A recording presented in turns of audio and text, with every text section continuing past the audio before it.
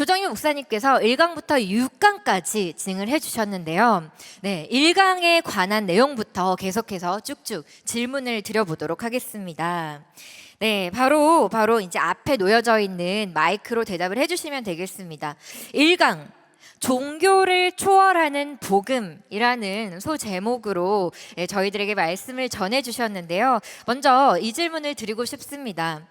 예수는 종교 이상이라고 하셨는데 기독교와 타 종교의 핵심 교리가 차이가 나는 부분이 무엇인가요? 라는 질문을 해주셨는데요. 네, 목사님께서 먼저 대답을 한번 해주시면 어떨까요?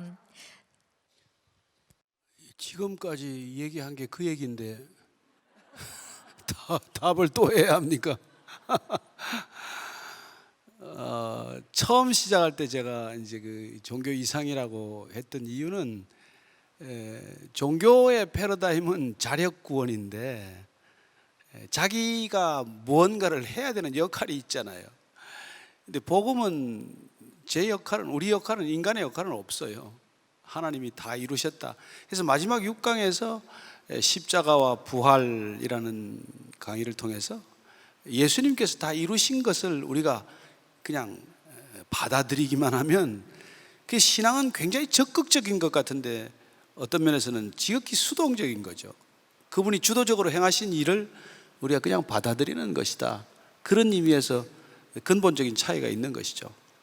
네, 감사합니다. 혹시 또 덧붙여서 말씀해 주실 내용이 있으십니까? 누가요? 제가요? 세 분 다 가능하십니다. 제가 좀 첨언을 한다면 네네. 종교는 이제 인간이 신을 찾아가는 것이라면 기독교는 하나님께서 우리에게 찾아오신 거라고 이야기할 수 있지 않을까라는 생각이 들고요. 그리고 사실은 우리가 하나님을 알 수 있는 방법은 유일하게 하나님이 계시하셔야만 알 수 있는 거고 계시하신 것만큼만 알 수 있다고 생각하거든요. 그래서 하나님께서 우리에게 친히 당신을 계시하신 것, 그것이 기독교다, 그렇게 말씀드리고 싶습니다. 네, 간단 명료하게 이렇게 말씀을 해주셨는데 사실 여러분들께서도 아마 쉽게 또 이해를 하셨으리라 생각이 듭니다. 네, 그럼 다음 질문으로 넘어가 보겠습니다. 기독교에서 선을 행하라고 하는데 그럼 그 선을 행하는 목적이 무엇입니까? 라는 질문을 해주셨습니다. 네, 선을 행하는 목적, 선을 행해야 하는 목적에 대해서 조정희 목사님께서 한 말씀 해주시면 또 계속해서 이어가 보도록 하겠습니다. 저는 아내하고 한 40년 가까이 살았지만은 아내한테 더 존경받기 위해서 제가 아내한테 잘하는 거 없습니다. 그냥 아내를 사랑하기 때문에 그냥 제 마음을 담아서 표현할 뿐이죠. 따라서 우리가 예수 믿는다는 것은 예수님이 우리 안에 이루어 놓은 것이 너무 감사하기 때문에 그냥 그 마음을 표시하는 행위를 세상은 선이라고 말하겠죠. 그러나 그건 사실 어떻게 보면 선보다 더 깊은 기쁨이에요. 내가 선을 행한다는 의식조차도 별로 없는 선이죠. 그리고 내가 이 선을 해서 사람들에게 더 인정을 받아야지 하는 그런 욕망이나 생각도 없어요. 그냥 자연스러운 표현이죠. 그래서 저는 이렇게 선을 행한다고 하는 생각 자체가 조금 조심해야 된다는 거예요. 여전히 내가 내 마일리지를 쌓기 위해서 이거 선을 행하는 것이냐, 쌓는 것이냐, 그렇게 하는 선이 있는가 하면 그냥 하고 나서, 그래서 예수님은 그걸 내가 오른손이 한 일을 왼손이 모르게 하라 그래요. 어떻게 오른손이 한 일을 왼손이 모릅니까? 내 몸인데. 그렇게 표현한 이유는 뭐예요? 그 행위 자체를 의식하지 말라는 거예요. 그러니까 선을 행해야 되지. 내가 선을 행하지 않으면 벌 받을 거야. 내가 선을 행할수록 더 알아줄 거야. 이게 아니라는 것이죠. 네, 맞습니다. 사실 선이라는 것이 어떻게 생각하느냐에 따라서 또 다를 수도 있는 부분이기 때문에 우리는 그 성경 속에 있는 예수님의 그 행하심을 닮아가기 위함을 노력하면 되지 않을까 또 생각을 해봅니다. 네, 그럼 다음 질문을 또 넘어가 보도록 하겠는데요. 혹시 제가 진행이 너무 빠르다면 아니면 내가 한 말씀, 하나 더 하고 싶다 하시면 꼭 마이크를 들고 말씀해 주시기를 몽상께도 또 정우주 목사님께도 부탁드립니다. 네, 그럼 다음 질문입니다. 예수를 믿기만 하면 구원을 받는다. 예수를 믿기만 하면 구원을 받는다 라고 하셨는데 그 믿는다는 말이 정말 추상적으로 느껴집니다. 믿는다는 게 도대체 무엇인가요? 라는 질문을 해주셨습니다. 네, 믿음이라는 것은 어떤 대상에 대한 신뢰이거나 아니면 어떤 대상이 한 말에 대한 신뢰이거나 이런 경우가 이제 대부분이죠. 그래서 믿음은 사실은 성경에서 말하는 믿음은 굉장히 심오한 단어입니다.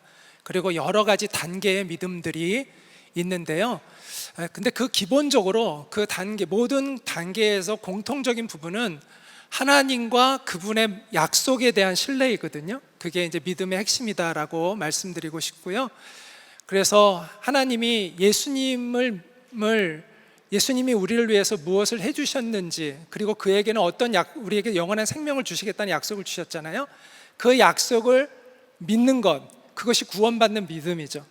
그리고 또 하나님을 신뢰해서 하나님이 하신 말씀에 순종하며 자라나는 그 자라나는 믿음이 또 있다고 생각합니다. 구원받는 믿음, 또 자라나는 믿음, 그리고 영원한 하늘나라에 대한 그 약속을 확실히 믿기 때문에 이 땅에서 어떤 고난이 와도 그 고난을 이겨내는 승리하는 믿음의 차원이 또 있다라고 생각이 듭니다. 근데 구원받는 믿음은 일단 오늘 이제 복음을 조정민 목사님께서 선포해 주셨는데 그 안에 하나님의 약속이 담겨 있는 거잖아요. 하나님이 주시는 선물이라는 거죠. 이 선물을 감사히 받아들이는 그 믿음으로 구원을 받는 것이다. 그 믿음이 필요하다. 이렇게 말씀드리고 싶습니다. 네, 감사합니다. 저는 그 말씀을 들으면서 이런 생각이 드네요. 여러분, 당신은 사랑받기 위해 태어난 사람 찬양 아시잖아요. 근데 여러분, 오늘 오신 분들은요, 당신은 복음 듣기 위해 태어난 사람. 네, 그렇게 생각되지 않으세요? 정말 이 1강부터 6강까지의 이 복음을 쭉 들으시면서 정말 많은 부분들을 여러분들께서 듣고 깨닫는 시간이셨다고 생각이 듭니다.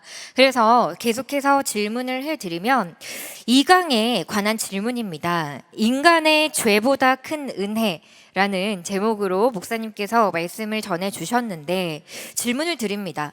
옳고 그름의 판단에서 자유로워져야 한다고 하셨습니다. 분별과 판단의 개념이 근데 애매한 경우가 있습니다. 이럴 때는 분별이라고 생각하지만 또 실제로는 나의 판단일 수 있을 것 같습니다. 어떻게 하면 이 두 가지를 구별할 수 있을까요? 하나님 우리에게 분별력을 주셨죠. 사람이 지나갈 때 저 사람이 남자인지 여자인지 분별합니다. 그리고 이제 처서가 지나고 날씨가 기온이 점점 떨어지겠죠. 그럼 우리가 어제 날씨와 오늘 날씨를 다르다는 걸 분별하죠. 겨울과 여름을 분별하고 옷을 입어야 됩니다. 그 분별하지 못하면 정신없이 옷을 입고 나가겠죠. 그러나 분별력은 반드시 필요하지만 비가 오기 때문에 이건 나쁜 날씨야, 바람이 불기 때문에 이거는 못된 날씨야 라고 판단하는 것은 옳지 않다는 겁니다. 저 사람이 키가 큰 건 나쁜 거야, 나 정도만 돼야지, 이건 나쁜 거라. 키가 큰 사람은 크구나, 저 사람 키가 좀 작구나, 근데 저 작은 사람은 루저야, 이거는 너희는 해서 안 될 판단이에요. 인종적으로, 직업적으로, 성별적으로 우리는 수많은 판단을 가지고 차별을 만든다는 거예요. 분별해서 그쳐야지 판단으로 넘어가고 차별이 되면 그건 세상을 망가뜨리는 일이 되는 것이죠. 네, 그것도 또 훈련이 필요할 것 같습니다. 네, 어떨 때는 저도 어떻게 해야 될지 잘 모를 때가 많더라고요. 네, 확실한 방법이 또 있을까요, 목사님? 또 지혜를 주시면요. 우리는 어릴 때부터 그러니까 그런 게 부모의 훈련이, 자녀에 대한 훈련이 뭡니까? 사랑하는 방식이. 끊임없이 우리는 아이들이 사실은 판단하는 훈련보다는 분별하는 훈련을 집중적으로 해야 하고 판단하지 않도록 하는 훈련을 해야 되는 거예요. 그러니까 네가 성적을 잘 받아와서 내가 사랑하고 성적이 나쁘기 때문에 내가 너를 미워할 거야 하는 식으로 애를 교육시키면 안 된다는 것이죠. 네가 100점 받아오면 내가 특별한 상을 맛있는 걸 만들어 줄 거야. 이런 방식은 사실 아이한테 끊임없이 판단을 불러일으키는 교육 방식이고 삶의 방식이죠. 부모도 모르는 사이에. 그러나 틀려와도 야, 너 피곤해서 그런 말인데 좀 더 자라. 지혜로운 부모는 공부하라 소리 안 합니다. 그만해라 좀. 공부 좀 그만해라. 힘들지 않니 너는? 제가 아는 부모는 실제로 그랬어요. 애가 뭐 공부 워낙 안 하는 애니까 하라 소리 안 해요. 그러고는 어느 날 불러놓고 이랬어요. 너 말이야, 대학까지 졸업하면 3억 몇천이 드는데 지금 줄 테니까 나가서 사업해. 그랬더니 가만 듣더니 공부하겠대요. 그래서 6개월 동안 죽도록 공부해서 대학 갔어요. 자기가 공부해야 될 필요를 느낄 때까지 기다려주는 그런 부모의 분별력이 자녀의 판단을 넘어선 것이죠. 저는 우리가 정말 사랑하고 또 사랑하는 것은 하나님의 분별이고 지혜지만 그 아이를 끊임없이 누구와 비교하게 하고 너 지금 동생보다는 네가 잘해야지, 네가 저 옆집 아이보다는 네가 나아야지 하는 그런 것들은 인간 전체를 불행하게 만드는 지름길이죠. 밑줄 쫙. 네, 기억하겠습니다. 네. 네, 혹시 정원충 목사님께서 덧붙여 괜찮습니까? 네, 그럼 다음 질문으로 넘어가 보도록 하겠습니다. 네, 모든 사람이 죄인이고 악인이라면 남을 위해 아낌없이 봉사하고 희생하는 사람들은 어떤 죄인이며 왜 악인인가요? 라는 질문을 해주셨습니다. 네, 혹시 답변해 주실 분 계십니까? 그 죄는 우리가 먼저 기본적으로 우리는 이제 사람과의 관계에서의 죄만을 알지만 이번에 이제 조정민 목사님께서도 자세히 설명해 주셨는데 죄의 본질은 하나님과의 관계이잖아요. 그래서 그 죄의 본질에 대한 이해가 있어야 된다는 생각이 들고요. 그리고 남을 위해 희생하고 봉사하는 그 동기는 자기 의일 수도 있고 자기 자랑일 수도 있고 하나님을 대적하는 어떤 이념에서도 또 얼마든지 선이라는 것이 나올 수도 있습니다. 그래서 이 동기는 하나님이 아시잖아요. 그리고 우리와 하나님과의 바른 관계 안에서 이게 나오는지 그거는 하나님이 판단하시는 것이기 때문에 그런 차원에서 우리가 죄인이라는 것을 판단하고 바라봐야 된다. 성경의 관점에서 죄에 대해서 인식해야 된다. 예, 그렇게 좀 말씀을 드리고 싶습니다. 네. 네, 시작과 끝은 어쨌든 성경이군요. 네, 꼭 읽어야 되겠군요. 네, 우리 꼭 성경 읽읍시다, 여러분. 네, 그럼 다음 질문. 예, 목사님께서 한 말씀 부탁드립니다. 너무 말씀 안 하셨습니다.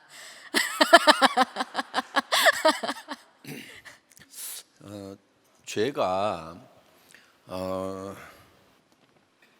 결국은 죄의 성격을 조금 정확하게 하게 할 필요가 있는데 죄 때문에 우리가 사망이 왔거든요.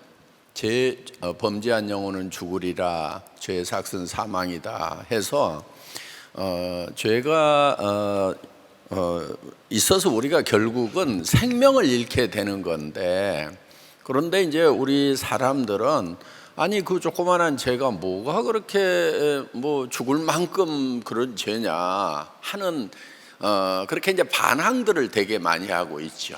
예. 그런데 그 죄의 성격을 하나님이 규정하시는 죄의 성격을 좀 정확하게 할 필요가 있어요. 지금 이 죄는 누룩과 같다고 했거든요. 누룩 곰팡이 있잖아요. 그래서 적은 누룩이 온 떡덩이에 퍼지느니라 이렇게 돼 있는 거예요. 그러니까 죄가 조금이라도 있으면은 그러니까 남을 미워한 자는 살인한 자 아니라 음욕을 품고 여자를 보는 자마다 이미 간음하였느니라 하는 매우 엄중한 그런 그렇게 이제 죄를 규정하는 것은 그 곰팡이 팡이실 만한 조그만한 죄라도 천국에 들어가면은 천국의 죄가 다 퍼지는 거예요. 그러면은 천국이 아닌 곳이 되는 거예요. 그래서 죄의 성격이 이렇게 곰팡이처럼 퍼지는 특징이 있거든요. 그래서 누군가가 천국에 들어갔는데 조금 미운 놈이 하나 미워하는 사람이 하나 들어가서, 그럼 미워하다 보면 이제 자꾸 그 미움이 커져 가지고 결국은 살인까지 이어지고, 그럼 천국에서 살인이 일어날 수가 있다 하는 것입니다.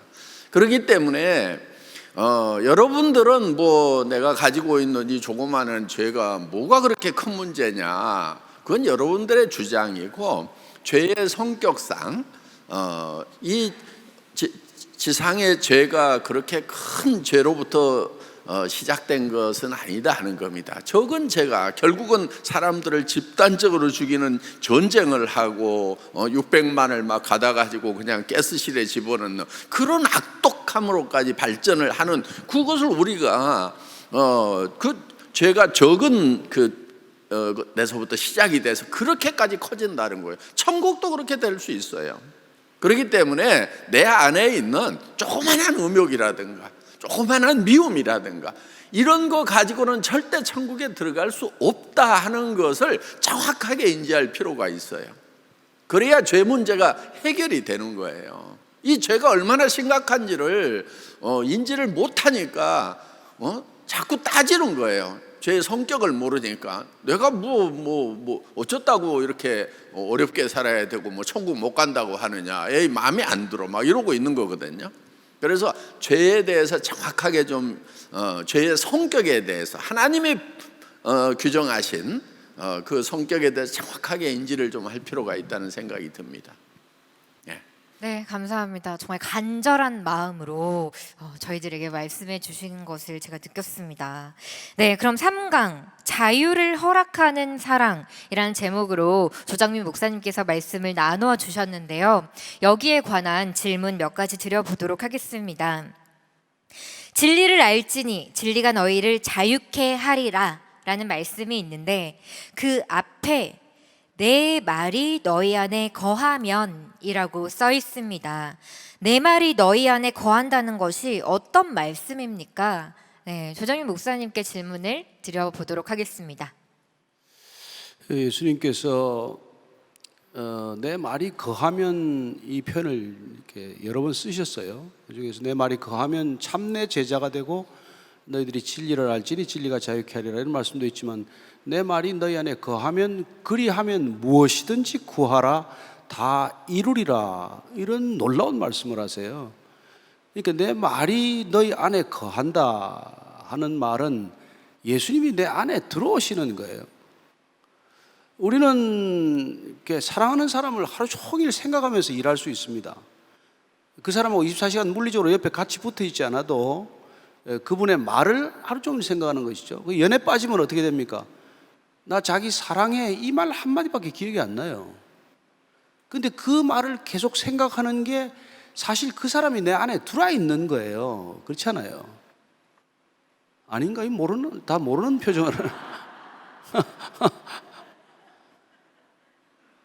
여러분, 말이 기억되는 것이 그 존재가 내 안에 들어오는 거예요. 그래서 내 말이 곧 영이다 이렇게 말한단 말이에요. 인간의 말은 굉장히 영적이에요.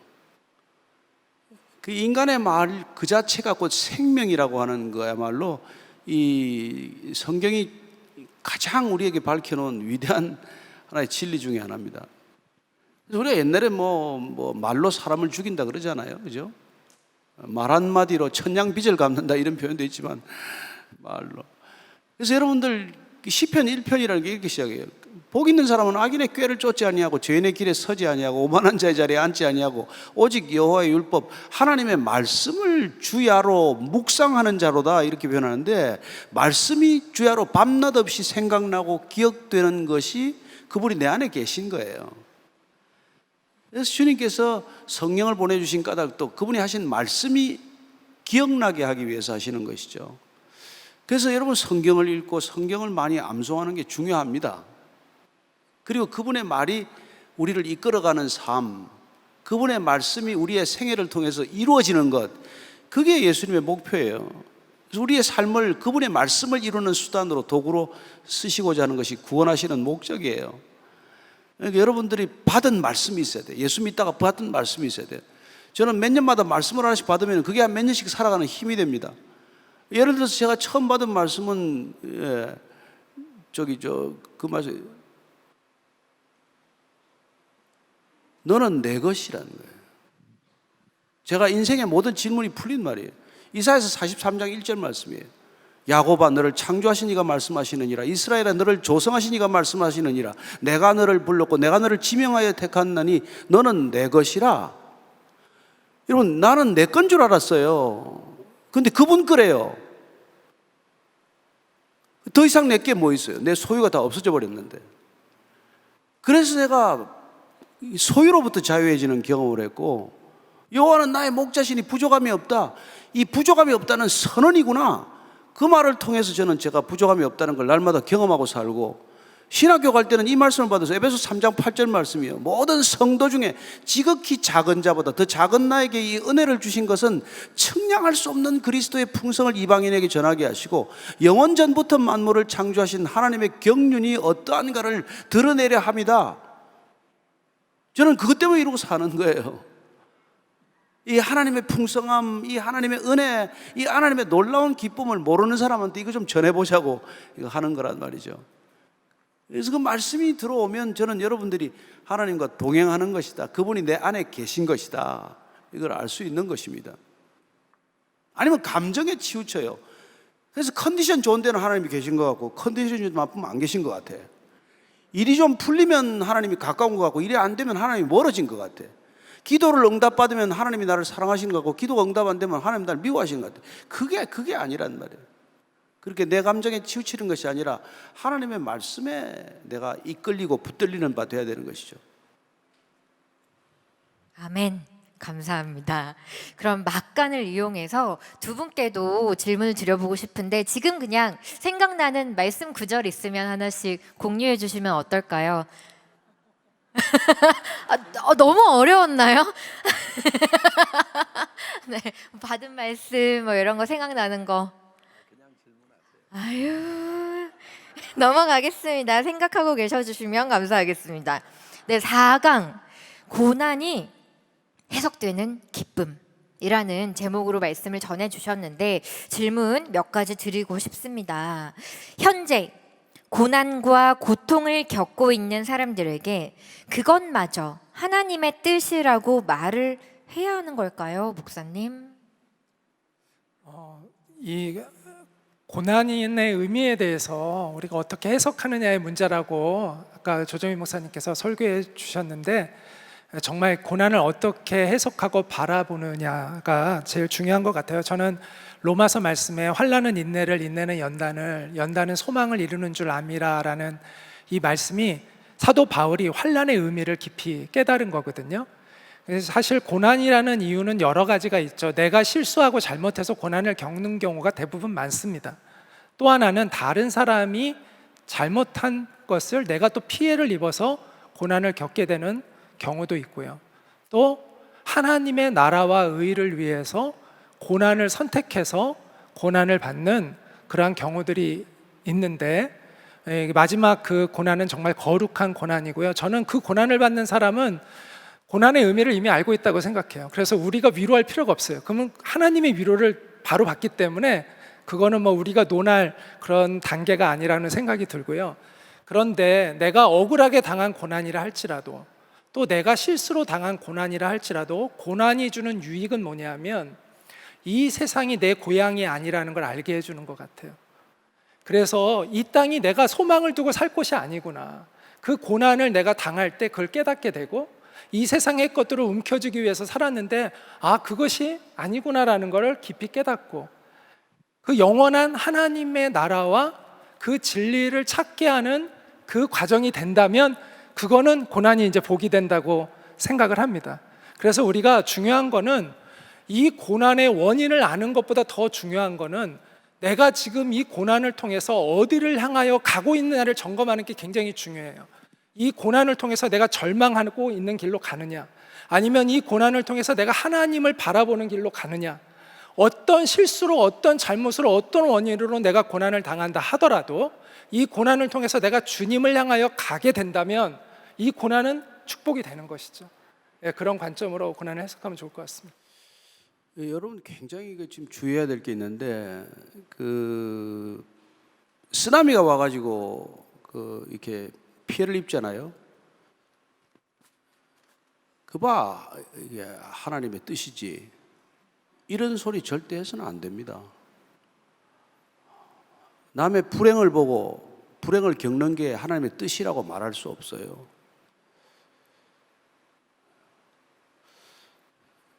그 불행조차도 하나님의 다스림, 하나님의 통치 안에 있는 건 분명하지만 그 고통을 겪는 사람한테 당신 고통을 겪는 게 하나님의 뜻이야 이렇게 말하는 건 지극히 이게 위험한 태도라는 것이죠. 어떤 분이 정말로 이게 복이 많은 분이 계셨어요. 유복하신 분인데 배우자를 먼저 떠나보내게 됐어요. 그 크리스찬 친구가 와서 이렇게 얘기했어요. 하나님은 참 공평하셔. 하나님 공평한 거 맞지요. 그러나 지금 남편을 떠나보낸 분한테 와가지고 너는 다 가졌으니까 남편 좀 일찍 보내고 우리는 가진 게 없으니까 남편하고 오래 살고 얼마나 공평해. 이런 뜻으로 얘기하는 건 이게 무슨 말이에요. 크리스천이 잘못하면 그렇게 된다는 거예요. 그래서 사도 바울이 로마서를 보고 뭐라 그래요? 그냥 우는 자들과 함께 울어주라. 웃는 자들과 함께 웃어주라. 그때 말을 해봐야 말은 도움이 안 돼요. 한동대학교 학생이 하나 그저 피지에 선교훈련 갔다가 물에 파도에 휩쓸려 죽었어요. 두 사람이. 엄마가 와서 위로를 하는데 아무 말도 위로가 안 되더래요. 목사가 와서 기도를 해도 위로가 안 되고 장로가 와서 뭘 해도 안 되고 권사가 와서 뭐라고 해도 안 되는데 그 2년 전에 아들을 잃은 어머니가 와서 귀에다 대고 나도 2년 전에 아들을 떠나보냈어요 하고 안고 우는데 비로소 회복이 위로가 되더라는 거예요. 여러분 고통 겪는 자들한테 하나님의 뜻이다 이런 얘기 하지 말라는 거 아니에요. 그러니까 우리가 그건 굉장히 조심하면서 살아야 할 지혜로운 결정에 속한다는 것입니다. 말보다도 그냥 따뜻하게 그냥 한번 안아주고 같이 울고 같이 울면 돼요. 같이 울면 돼요. 눈물이 안 나면 가지 마세요. 위로가 안 되는 거예요. 봐봐요. 그 세상에서 겪는 이 고난의 문제에 대해서 의문들을 많이 가지고 있거든요. 그러니까 저게 하나님의 뜻이냐? 하나님이 계시면은 저런 일이 일어날 수 있느냐? 특히 가난한 아이들 죽어가고 할 때 그렇게 죽어가는 것이 또 하나님의 뜻이냐? 이렇게 얘기를 하고 하는데 이 세상에는 현재는 세 가지의 뜻, 의지가 움직이고 있다는 것입니다. 우리가 주기도문에 뜻이 하늘에서 이루어진 것 같이 땅에서도 이루어지다 하는, 그러면은 뜻이 하늘에서는 어떻게 이루어지고 있는 건데 그 뜻이 하늘에서 이루어진 것처럼 땅에서 이루어지기를 우리가 기도하라고 이렇게 기도를 가르쳐 주셨어요. 그러면은 하늘에서는 하나의 뜻만으로 움직입니다. 하나님의 뜻 하나, 하나님의 의지 하나로 다 움직여요. 물론 그 전에 하늘나라에서도 자기 뜻을 세웠던, 그러니까 사탄이 하나님의 자리를 넘보고 자기 뜻을 세운 거예요. 그래서 하늘나라에서 큰 전쟁이 있었다. 그리고 사탄과 마귀가 패해서 하늘나라에서는 쫓겨난 거예요. 그래서 이 공중 권세 자원자가 왔다. 이 우주 가운데 들어온 겁니다. 그래서 이제 하늘나라에는 하나님의 뜻 하나로 움직이기 때문에 이 세상에서도 하나님의 뜻으로만 움직이도록 하늘나라처럼 됐으면 좋겠다고 기도를 하라는 거예요. 그러니까 지금 이 세상에는 지금 성령이 계시니까 하나님의 뜻이 이 세상에 있어요. 지금 그 다음에 사탄의 뜻이 움직이고 있는 거예요. 그래서 악한 일들, 불행한 일들이 벌어지는 것은 그 사탄이 움직이고 있기 때문에 그러는 거예요. 그 다음에 또 하나의 뜻을 가진 자가 있어요. 영적인 존재가 사람이에요. 하나님의 뜻을 따를 거냐 사탄의 뜻을 따를 거냐 결정할 수 있는 그런 의지를 가진 존재가 또 사람인 거예요. 그래서 우리가 기도해야 될 내용은 내 뜻대로도 마시고 더더구나 사탄의 뜻대로 이 세상이 움직이지 말고 오직 하나님의 뜻대로 움직이는 세상이 되기를 기도할 필요가 있다 하는 것입니다. 그러니까 지금 어떤 악한 일들이 벌어지고 불행한 일들이 벌어지는 것을 그것을 하나님이 하셨다고 할 수가 없어요. 그거는 악한 영의 작용이라고 할 수가 있어요. 그래서 이제 하나님의 나라가 이루어지 이 세상에 이제 온다고 하는 것은 오로지 하나님의 뜻으로만 움직이는 세상이 되는 것, 여러분들이 그것을 좀 열망을 할 필요가 있어요. 그러니까 이 사탄의 뜻도 있고 하나님의 뜻도 있고 내 뜻대로도 있는 이 세상에서 내 뜻을 세워가지고 내가 이 세상을 내 마음대로 한번 해보겠다고, 요게 교만이거든요. 그래서 이거를 버리고 그래서 하나님의 뜻으로 움직이는 것. 그런데 그 하나님의 뜻이 어디에 담겨 있냐면은 하나님의 말씀 속에 담겨 있는 거예요. 그래서 이 말씀이 내 안에 들어와서 내 생각대로 내 의지대로 움직이는 것이 아니고, 또 내한테 계속 어떤 영향력을 미치고 있는 사탄의 그 영에도 영향을 안 받고 오직 하나님의 영으로만 움직이는. 그러니까 무당도 그렇게 신내림을 한다고 그러잖아요. 신내림을 했을 때 그 귀신이 안에 들어와 가지고 귀신 말대로 움직이면 좀 편안하게 놔두는데 이 무당이 자기 뜻대로 움직이면 자꾸 괴롭힌다고. 그런데 그 귀신은 악한 영이기 때문에 편안하게 놔두지 않고 자꾸 괴롭히는 거예요. 그리고 자기를 섬기라고 하는 거예요. 귀신의 특징 중에 하나가 교만이거든요. 하나님처럼 되려고 했었기 때문에. 그래서 사람도 하나님처럼 될 수 있다고 하면서 선악과를 먹게 했던 거예요. 그래서 그 교만을 가지고 있는 사탄이 이 안에 이 무당 안에 들어가면은 자기를 섬기도록 이렇게 하는 거예요. 그래서 그러니까 이제 무당이 그 귀신의 뜻을 잘 따라가면은, 말을 잘 따라가면은 조금 편안하게 놔두고, 그렇지 않으면 또 막 못 살게 굴고, 그래서 그 신들린 사람들이 굉장히 괴롭힘을 당하고 고통을 당한다고 이렇게들 얘기들을 합니다. 그래서 우리가 이 세상에 내 뜻대로 말고, 여러분 뜻대로 세상이 돌아가면 잘 돌아갈 것 같아요? 그렇지 않다는 거 여러분들이 너무도 잘 알잖아요. 그래서 내 뜻대로도 말고 사탄의 뜻대로도 말고 오직 하나님의 뜻대로 하늘나라처럼 이 세상도 바뀌었으면 좋겠다고 기도를 해야 된다 하는 것입니다. 예. 아멘, 아멘. 어렵습니다. 그런데 그 경지까지 언제쯤이면 갈 수 있을까요? 저는 그 생각을 하며 들었습니다. 네, 다음 질문을 드려보겠습니다. 예수님으로 인한 기쁨이 흘러 넘치기 원하지만 모태신앙인인 저는 그런 기쁨이 흘러나오지는 않습니다. 이 문제를 어떻게 하면 해결할 수 있을까요? 라는 질문을 주셨습니다. 네, 모태신앙이신 분께서 질문을 주셨어요. 조정현 목사님께 답변을 부탁드려볼까요? 아니요, 그건 모태신앙인이 답을 해야 될 것 같은데. 혹시 저도 모태신앙인이 아닙니다. 네. 여기 모태신앙 없습니까? 아니에요. 저도 아니에요. 그러면 그래도 답변 부탁드립니다. 근데 저는 그 모태신앙인들이 좀 복이 많은 거예요. 사실은 그 부모님의 오랜 기도 속에서 사실은 굉장히 큰 보호를 받습니다. 근데 문제는 개인적으로 하나님을 만난, 또 사랑을 고백한 흔적이 별로 없다는 거예요. 그래서 모태신앙의 특징이 뜨겁지도 차지도 않은 그런 미적지근한 시간이 되기가 쉽다는 거죠. 왜냐하면 신앙 자체가 내 안에 들어있는 게 아니라 신앙적 환경, 교회라고 하는 생활의 패턴, 이런 종교적 분위기, 이런 거에 너무 익숙한 나머지 그는 정말 예수님의 뭐라 그럴까요? 고귀함, 이 기쁨, 가치, 이런 거에 대해 깊이 생각을 한번 해본 적이 없는 거죠. 근데 저 같은 사람은 워낙 예수님 욕을 많이 하다가 그리스도에 욕을 많이 하고 하다가 진짜 만나니까 이게 이분이 이런 분이었어 하는 진짜 놀람과 충격과 기쁨이 있었거든요. 근데 어려서부터 그런 분위기에 쭉 자라면 자기가 잘했는지 잘못했는지도 기분이 없고, 이게 죄의식이 없다고요. 교회에서 자란 사람들은. 죄가 없으니까 죄가 없으면 은혜도 작아요. 뭐 은혜를 많이 받겠다고 죄를 더 지어라는 얘기는 아니지만, 그러나 하나님께서는 어떤 하나님이세요?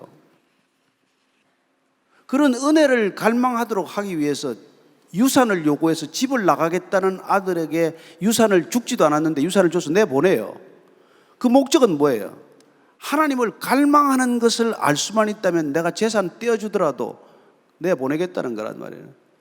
그러니까 여러분, 그렇게 저희들 같은 사람들은 뭐 죄 구덩이에 빠져 있다가 이렇게 만났더니 이게 막 그냥 충격적이었단 말이에요. 그래서 그냥 그 기쁨을 주체하지 못하는 게 있는데, 이 모태 신앙인들은 잘못한 게 꼭 그 뭐 어머니 그 헌금하라고 한 거 100원 땡겨가지고 뭐 아이스크림 사 먹은 거 요 정도밖에 없기 때문에 죄인이라는 생각이 없어요. 그래서 원천적으로 교만해요. 모태 신앙인들이. 본인들은 교만한 줄 모르는 교만이에요. 진짜 못됐어요. 이거 구제불능이에요.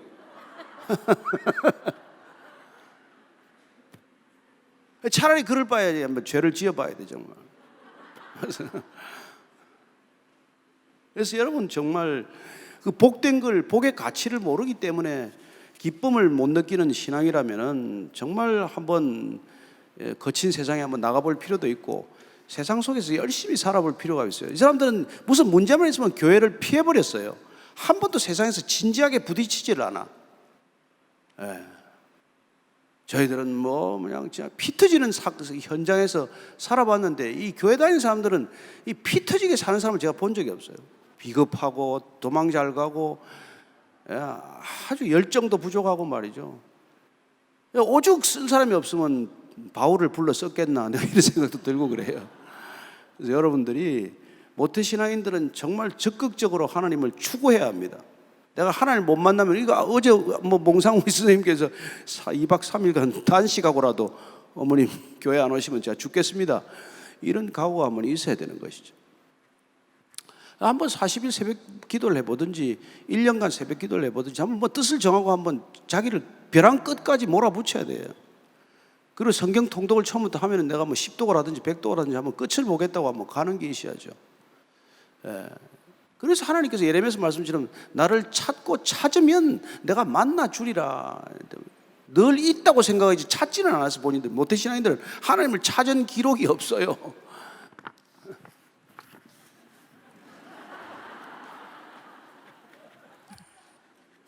감사합니다. 사실 이거 모태 신앙인 아닌 사람 넷이 앉아가지고 모태 신앙인 공개는 이게 아주 좋지 않은 그림인데. 사실 저도 제일 부러웠던 분들이 모태신앙 분들이시거든요. 어릴 때 혼자 교회를 가기 시작을 하면서 이제 교회를 가면 제일 밉상들이 모태신앙 부모님들이 너무 기도해 주시는데 그걸 감사히 받을 줄 모르더라고요.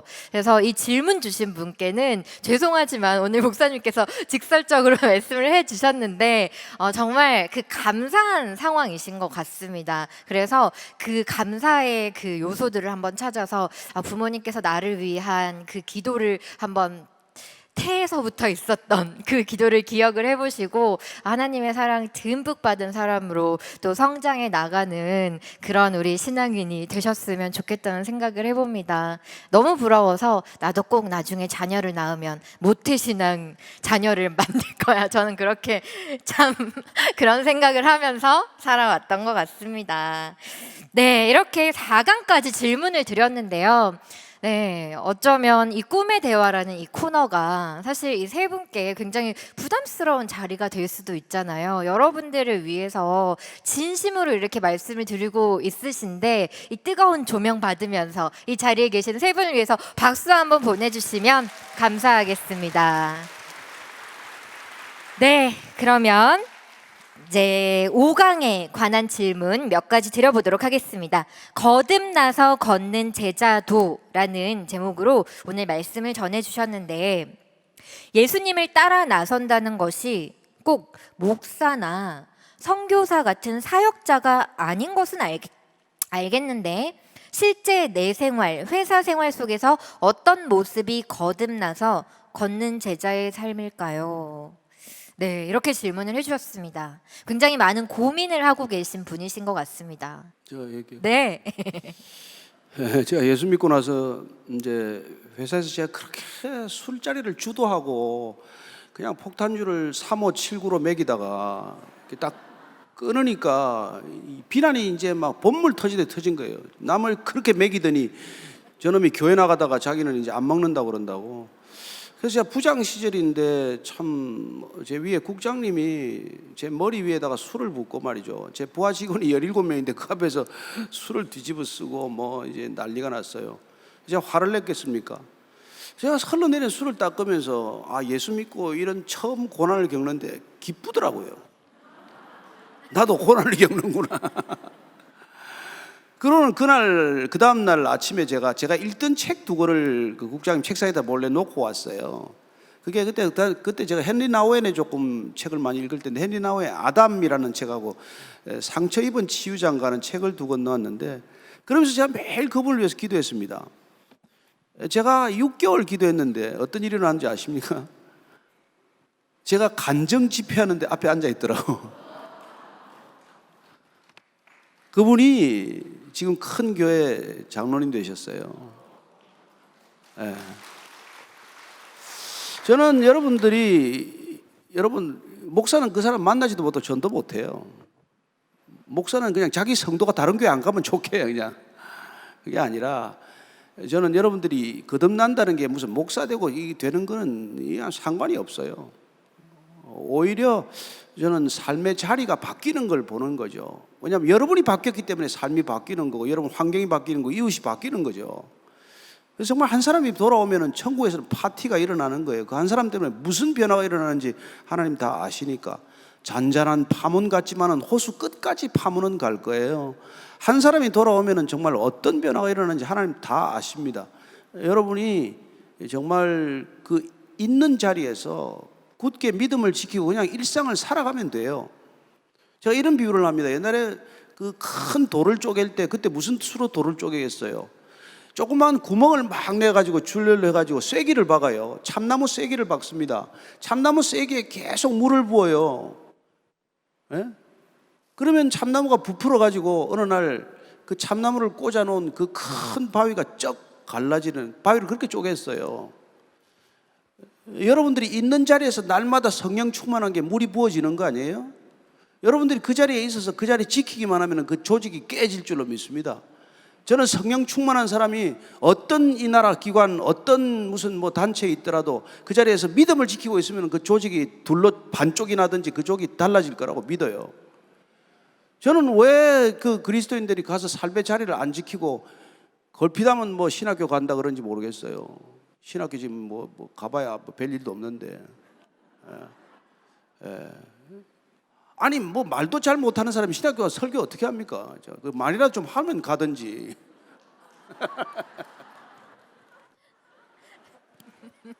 죄송합니다. 그래도 갈 수 있는 분들 가세요. 저도 다니고 있어요.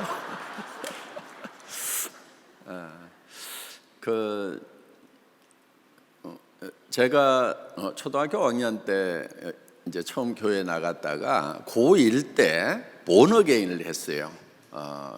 회심을 하고 예수님을 구주로 영접하고 구원의 확신을 얻은 거예요.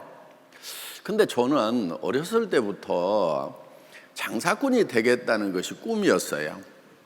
그래서 미래 꿈을 쓰라고 하면은 장사꾼 이렇게 쓰면은 아니 장군이나 대통령 되겠다고 써야지. 그래갖고 선생님들이 뒤통수 한 대 때리면서 장난하냐 막 이랬거든요. 그래서 저는 장난이 아니었거든요. 예. 그런데 고1 때 이렇게 구원의 확신을 딱 얻고 나니까 나는 이제 장사꾼을 못하고 목회자가 돼야 되겠구나. 그래서 목회자가 될 수밖에 없다는 생각을 가지고 살아가려고 그러니까 이 어렸을 때부터 가졌던 장사꾼에 대한 꿈이 가슴에 남아가지고 가슴앓이를 좀 했어요. 그런데 그래도 내가 이제 하나님의 종이 될 수밖에 없다 그 생각을 가지고 이렇게 살아가다가 대학교 1학년 때 이제 수련회를 갔어요. 그랬더니 거기 강사 선생님이 이런 얘기를 하더라고요. 교회라고 하는 것은 예수 그리스도가 머리다. 그리고 교회는 우리 성도들은 예수님의 몸이다. 그런데 이 몸이 각 지체가 있고 그 지체마다 달란트가 다르다. 눈은 보는 달란트가 있고, 손은 뭔가를 집을 수 있는 달란트가 있고, 또 귀는 들을 수 있는 달란트가 있고. 그런데 이 몸이 각각 다른 달란트를 가지고 합력하여 선을 이루는 거다. 그러니까 다 입만 대려고 하지 말아라. 이 얘기를 딱 듣는 순간 저한테 두 번째 복음이었어요. 왜냐하면은 장사꾼이 되는 것을 버렸는데 너무 한쪽에 막 가슴 아리를 했거든요. 근데 내가 장사꾼이 되면서도 하나님의 일을 할 수 있구나. 그래서 대학생 1학년 때 그 이후로 나는 사업가가 돼서 이 복음 전하는 일을 돕겠다 하는 일을 지금까지 그 길만 이렇게 달려온 것 같아요. 그렇기 때문에 여러분들이 이 각 지체가 하는 일 여러 가지가 다 다르거든요. 그런데 중요한 것은 중요한 지체가 되려고 노력하는 경우들이 많은데 그거보다는 적은 일에 충성하라 이렇게 돼 있거든요. 그러니까 당장의 현장에 있는 내가 해야 될 일 거기에 열심으로 하는 거. 이 적은 일에 충성하는 것이 매우 중요하다 하는 것입니다. 그래서 제가 이렇게 지나놓고 보면은 학생 시절에도 이렇게 교회 뭐 이런 데서 화장실 청소하고 하는 건 제가 아주 제일 많이 도맡아서 했던 것 같아요. 그리고 또 이런 수련회 같은 데 있으면은 그 식기 닦고 하는 일들 뭐 그런 일들. 그래서 학생 때 그 어머니 집사님들이 저를 되게 이뻐했어요. 와서 막 식기 닦아주고 도와주고 그러니까 그렇게 작은 일에 충성하는 것이 필요하지 거창한 일을 하려고 막 이렇게 나서는 사람치고 나중에 보니까 제대로 일을 하는 사람들을 못 봤어요. 그래서 여러분들이 현재 당장에 주어진 그런 아주 작은 일, 현재 당장에 해야 될 일, 이런 일들. 그러니까 센터에서 예를 들면은 남들이 안 하는 귀찮은 일을 좀 하세요. 그래서 그 작은 일을 충성스럽게 할 때 이 주변에서 소망에 관한 이유를 물어오면은 그때 복음 전할 수 있는 기회가 주어진다 하는 것입니다. 그래서 각 지체가 다 달란트가 다르다. 이 몸의 원리를 가지고 우리가 이 문제에 대한 답이라고 생각하면 어떨까 싶습니다. 네, 감사합니다. 정말 저희들에게 실제적으로 정말 꼭 필요한 말씀이었던 것 같습니다. 네, 그럼 다음 질문 이어가 보도록 할게요. 기독교 제자의 삶을 살아가는 사람들의 모습의 이미지를 떠올리면 대부분 가난하고 힘들게 살아가는 모습이 떠오릅니다. 물론 회장님은 특별한 예외 케이스인 것 같지만 그런데 왜 예수를 따르는 분들은 대부분 가난하고 힘들게 사나요? 그게 하나님의 뜻인가요? 라는 질문을 주셨습니다. 네, 그렇게 생각할 수 있을 것 같습니다. 네, 정홍준 목사님께 답변을 부탁드려 볼까요? 일단 예수님을 따르는 분들이 대부분 가난하고 힘들게 사는가에 대한 통계적으로 저게 맞는가라는 의문이 일단 듭니다. 그렇다기보다는 오히려 사실 뭐 우리나라 같은 경우에는 중산층들이 기독교인들이 오히려 많죠. 그 잘 사는 나라들을 보면은 기독교 정신으로 이렇게 성실하게 열심히 일을 하고 정직하게 일을 하고 그 정직이라는 그 사회적 가치가 이렇게 그 사회에 흐르는 나라들은 대부분 잘 사는 나라들입니다. 그래서 기독교를 따르면 가난하게 된다는 것에 일단 저는 좀 의문을 이야기하고 싶고요. 오히려 더 잘 살게 될 수 있다, 기본적으로. 그러나 대부분 이제 선교사님들이 스스로 가난을 선택하신 분들이 많이 보이는 거죠. 근데 그거는 가치를 지향하기 때문인데, 쉽게 예를 들면 우리나라 옛날 독립운동 하시던 분들 다 어렵고 힘들지 않았습니까? 모든 걸 걸어야 그 가치를 추구할 수 있었잖아요. 그래서 그분들이 자기의 모든 것을 버리고 그 하나님 나라의 가치를 위해서 살아가기 때문에 스스로 기쁨으로 그 가난의 짐을 지기로 결단해서 그런 분들이 우리 눈에 많이 보이는 것이지, 결코 기독교는 가난이다 이렇게 연결하는 것 저는 잘못된 것이라고 생각을 하고요. 우리가 가난을 선택하는 것이 아니라 중요한 거는 우리가 가치를 선택하는 거죠.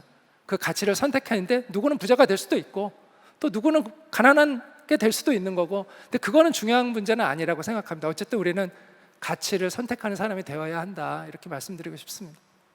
네, 거기에 맞는 또 사명이 있는 것 같습니다. 네, 혹시 조정민 목사님 덧붙여서 말씀해 주실 게 있으실까요? 뭐 덧붙일 건 없지만 여러분, 복음이 이렇게 들어가서 가난해지는 나라가 없습니다. 복음이 쇠퇴할 때 나라가 가난해지죠. 복음이 들어가면은 우선은 여러분 평등 사상이 싹트게 되고, 그야말로 자유가 점점 이렇게 고취되게 되고, 그리고 개인의 기본권이나 인권이 신장되고, 사회 제도나 체제가 점점점 부패하던 것들이 그렇게 정화되어서 사회가 더 잘 되려면 더 잘 되는 일은 있어도 더 못 되는 일은 없어요. 그러나 복음이 쇠퇴하면은 사실은 신뢰라고 하는, 트러스트라고 하는 가장 큰 자본이 사라지기 때문에 점점 가난해지는 것은 시간 문제예요. 프란시스 후쿠야마라는 사람이 쓴 책 제목이 트러스트인데 그 사람이 분석한 결과예요.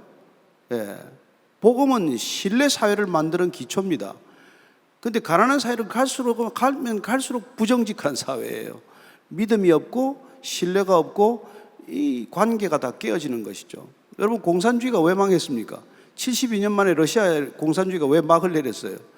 이게 불신 때문에 생긴 거예요. 믿음이 없기 때문에. 감시하는 사람 또 감시하고, 그 감시하는 사람을 또 감시하고. 그래서 여러분, 그 불신을 감당하는 코스트가 믿음이 주는 코스트를 넘었을 때 사회는 약화된다는 거예요. 절대로 복음 때문에 가난해지지 않습니다. 말씀하신 대로 자기가 의도적으로, 의식적으로 가난을 선택할 수는 있죠. 그러나 나라 전체가, 국가 전체가 가난해지지는 않습니다. 네, 감사합니다. 그럼 계속해서 질문 이어가 보도록 하겠습니다. 저는 구원을 받았다고 생각을 했는데 아무리 노력을 해도 죄를 자꾸 짓게 됩니다. 진정으로 구원을 받지 못해서 그런 걸까요? 라는 질문을 해주셨습니다. 네, 조정민 목사님께 답변을 계속해서 이어 들어보도록 하겠습니다. 가만 보니까 구원 못 받은 것 같은데 본인만 받았다고 생각하는 거 아닌가 싶어요. 받았을 수 있습니다. 근데 이게 죄를 자꾸 묵상하는 결과예요. 그러니까 십자가를 묵상하고 예수를 묵상해야 되는데 자꾸 죄를 묵상하니까 그렇죠. 아까 말씀하셨지만은 우리 안에 두 가지가 있어요. 사도 바울도 구원받았지만은 괴로웠어요. 그래서 이 사망의 몸에서 누가 나를 건져낼고, 그런 표현을 쓰지 않아요? 우리는 날마다 그 죄와 하나님의 사랑 가운데 선택을 해야 되는 것이죠. 남미 쪽에서 탄광 사고가 나서 한 20여 명인가 갇혀 있다가 진짜 진짜 극적으로 다 생활이 되었는데, 기자가 인터뷰를 했어요. 어떻게 이 어두운 터널에서 이 어둠을 이기고 이렇게 살아나셨습니까? 날마다 우리 안에서 두 가지가 싸웠습니다. 죽으라고 하는 음성과 구원을 믿으라고 하는 음성, 두 가지가 음성이 있었다는 거예요. 근데 우리 모두는 살 수 있다는 믿음을 택했다는 거예요. 살아나왔다고 그런 얘기를 하는데, 저는 날마다 우리를 유혹하는 손길도 있고 날마다 우리를 성화시키는 손길도 있죠. 구원 받았습니다. 아까 분명히 구원은 새 시제예요. 이미 구원은 받은 건 과거입니다. 그러나 날마다 구원을 이루어가는 현재형 구원이 있어요. 우리는 그 구원을 날마다 이루어가야, 그래야 구원이 완성되는 영화, 마지막 하나님 앞에 서는 거는 영화란 말이에요. 영광스러운 자리까지 가는 겁니다. 근데 구원을 날마다 이루기 위해서는 우리가 죄를 선택하지 않고 날마다 하나님을 선택해야 되는 것이죠. 그러니까 자꾸 죄 지으면은 여러분 안 되는 겁니다. 그러니까 내 안에 하나님이 안 계시면은 자꾸 이렇게 죄를 짓는 사람이 있고, 하나님을 음성을 자꾸 내가 귀를 막고, 하나님의 부르심에도 내가 귀를 막고, 점점점 내 욕망을 따라가기로 자꾸 나를 이렇게 먹이로 던져주는 사람은 뭐 계속해서 죄를 짓게 되겠죠. 그러나 그럴수록 우리가 완벽한 인간이 되는 건 아닙니다. 노아가 구원받고 나서 또 술에 취해서 벌거벗었듯이 우리는 구원받아도 죄로 돌아갈 수 있지만, 그러나 죄를 묵상하는 시간, 죄로부터 돌이키는 시간은 점점 짧아지고 인터벌도 길어져야 되고 횟수도 줄어들어야 됩니다. 그렇잖아요? 그전에 한번 죄를 지면 점점 멀어졌지만은 이제는 죄가 자각되고 죄가 깨달아지고 죄로부터 돌이키고자 하는 그런 강한 열망이 생기기 때문에 점점 죄를 끊어내는 힘이 생기는 것이죠. 네, 계속해서 부탁드립니다. 구원을 받은 사람도 죄를 지을 수가 있고 짓게 되거든요. 그런데 이 구원을 보통은 2000년 전에 예수님이 우리를 구원하셨다. 그리고 구원하실 때 우리를 영원히 용서하셨다. 이렇게 이제 표현을 하는 경우가 있습니다. 그런데 거기에 조금 차이가 있어요. 2000년 전에 십자가에서 하신 것은 구원을 하신 것이 아니고 구속을 하신 겁니다. 그러니까 이 셀베이션이 아니고 리뎀션, 죄 값을 치르신 거예요. 구원은 어떻게 이루어지냐면 이미 죄 값을 치러 놓은 것에다가 나의 회개가 있어야 된다 하는 것입니다. 내가 죄인이라는 걸 알고 내가 회개를 하면은 그는 미쁘시고 의로사 너희 죄를 사하실 것이요, 이렇게 되어 있어요. 그러니까 구원받는 시점이 내가 2000년 전에 구원을 받았고 지금 깨닫는다 이렇게 얘기하는 것은 교리적으로 정확하게 맞지가 않습니다. 2000년 전에는 구속을 하셨다. 그러니까 구원을 하기 위한 조건 중에 하나가 죄 값을 치르는 거예요. 그거를 십자가에서 하셨고요. 그 다음에 내가 지금 회개하면은 지금 구원을 받는 겁니다. 그리고 죄를 영원히 용서하신 게 아니에요. 이터널 포기브니스가 아니에요. 이터널 리뎀션이에요. 그러니까 구속하고 구원하고 한국말이 비슷해가지고 영어는 확실하게 다르거든요. 이걸 헷갈리는 거예요.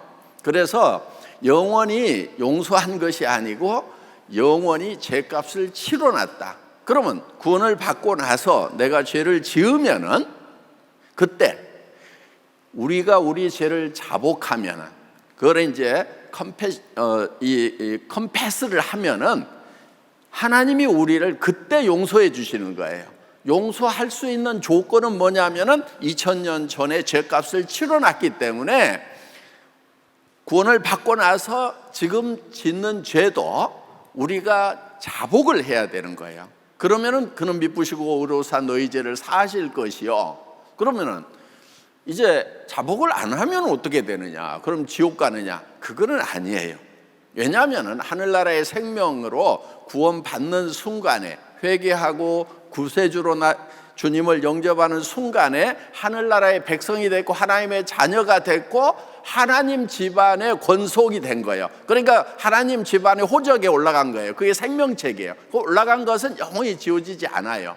그 집안, 하나님 집안 사람이 됐지만은, 그렇지만은 우리가 육신을 가지고 있는 동안에, 세상을 살아가는 동안에는 죄를 지을 수가 있다. 그런데 그 죄를 자복을 하면은 용서가 되는 거예요. 근데 성경에 보면 그럼 자복 안 하고 나중에 예수님 맞이하게 되면 어떻게 되느냐? 그게 이제 그리스도의 심판대가 있습니다. 그러니까 이 백보자의 심판대와 그리스도의 심판대가 있는데, 그리스도의 심판대는 구원받은 사람들이 구원받고 나서 어떻게 살았는가에 대해서 상과 벌이 있다는 것입니다. 우리가 알아야 될 것 중에 하나가 뭐냐면 천국이 평등한 곳이 아니라 하는 거예요. 10고을을 다스린 자가 있고 5고을을 다스린 자가 있고, 아무것도 그 왕권을 빼앗기는 자가 있까, 성 밖에 쫓겨나서 슬피 울며 이를 갈미 있으리라 하는 그런 표현들도 있어요. 많이 맞을 자도 있느니라. 그러면은 천국에 들어가야 많이 맞든지 말든지 할 거 아니에요. 그렇죠? 그래서 악하고 게으른 종아, 이렇게. 그리고 착한 종이 있고. 그러니까 하나님은 자기 아들도 아닌 사람을 종 삼지 않아요. 그래서 하나님의 자녀가 되고 그 다음에 하나님의 종으로서 잘 섬기고 살았으면 거기에 대해서 상이 있고, 그 다음에 제대로 못했을 때는 많이 맞을 자도 있다. 악하고 게으른 종이라는 책망이 있다는 것입니다. 그래서 우리가 구원을 받고 살아가는 것이 마치 고린도서에 보면은 경주하듯이, 그래서 상 받는 자가 하나인 것을 알지 못하느냐. 그리고 그 고린도 지역에는 옛날에 고대 올림픽이 있었어요. 그래서 이제 뭐 이렇게 경주를 하는데 승자에게는 월계관을 씌워주죠. 근데 그거는 나무 이파리로 만든 관이에요. 월계수 잎으로. 그래서 그 썩어질 면류관, 그 말라 비틀어지는 나무 면류관, 며칠밖에 못 버티는 그거를 위해서도 죽고 살고들 뛰는데, 정말 영원한 면류관을 위해서 우리가 정말 충성스럽게 열심히 달려가야 되지 않겠느냐. 그래서 천국에는 분명히 상과 벌이 있다. 요거를 우리가 좀 기억할 필요가 있다 하는 것입니다. 그래서 이 우리의 믿음의 선진들이 천국 문 앞에까지 정말 최선을 다해서 달려갔다 하는 것입니다. 이거를 우리가 좀 기억하고 좀 구별을 하고 이렇게 하면은 좋을 것 같습니다. 네, 좋은 말씀 감사합니다.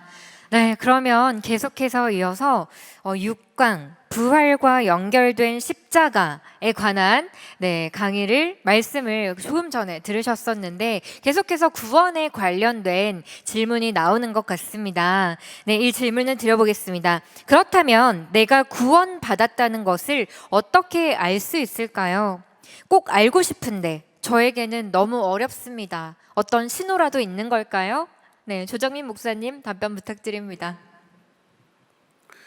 그래서 구원이 우리의 뭐 행위에 의한 게 아니다라는 걸 우선 말씀을 계속해서 드렸고, 그러나 그 구원은 우리가 은혜로 받는 것이고 믿음을 통해서 받는 거라는 말씀도 드렸습니다.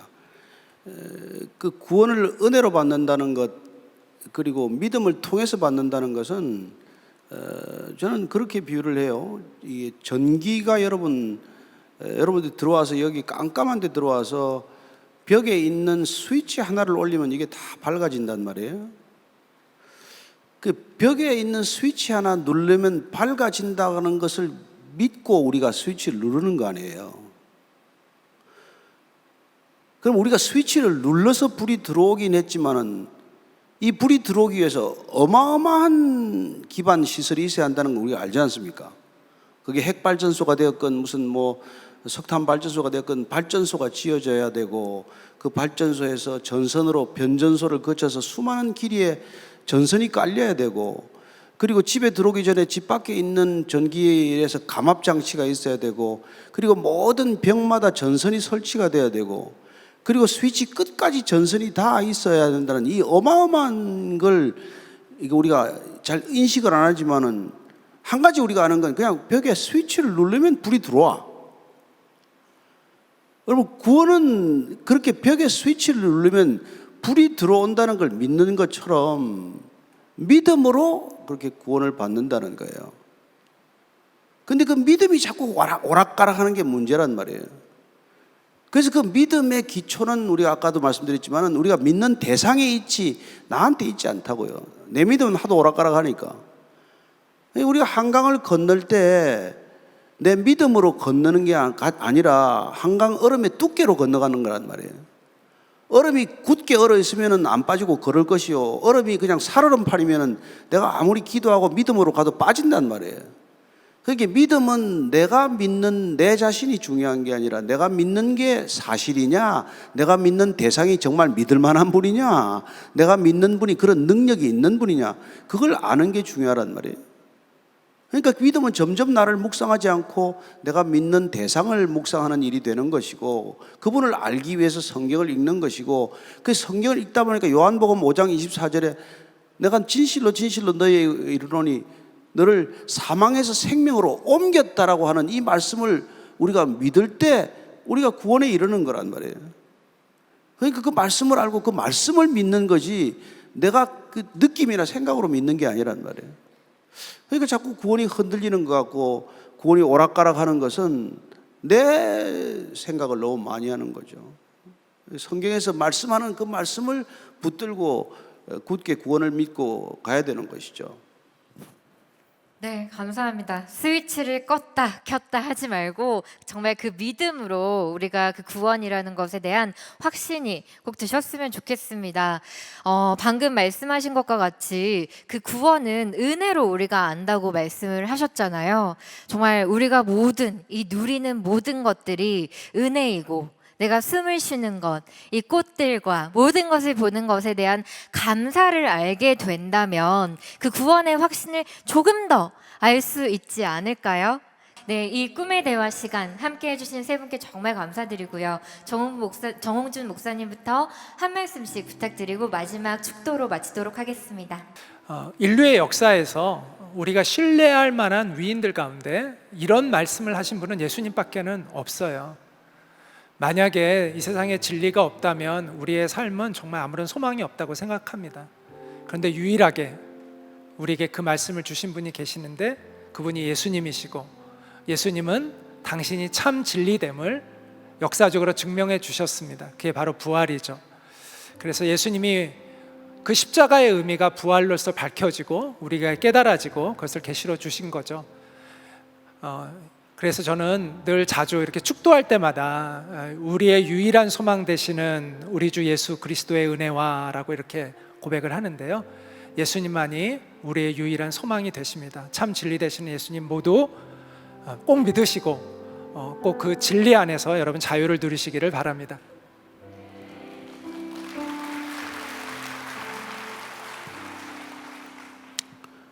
정말 평생 고생해서 쌓은 재산을 사기로 다 날린 분이 계세요. 그분이 자살도 생각하고 이렇게 오랫동안 교회를 다녀도 그런 위기에 몰려서는 답이 없었어요. 약을 먹어도 안 되고, 그래서 이분이 결국은 공황장애까지 앓게 되고, 그러다가 결국 마태복음 28장 20절 마지막 절이에요. 하늘과 땅의 모든 권세를 내가 가진 그분께서 내가 세상 끝날까지 너와 항상 함께하리라, 그 말씀 한마디 붙들고 살아났습니다. 재산이 다 회복되지는 않았지만 다시 살 소망이 생기고, 그분이 함께 하시는데 내가 뭘 더 두려워하고 뭘 더 내가 낙심할 수 있겠냐. 저는 세상 권세보다 더 큰 하늘과 땅의 모든 권세를 가진 분이 여러분들 이 땅에서 사는 날 끝까지 함께 하실 것을 믿으시고 사시기를 바랍니다.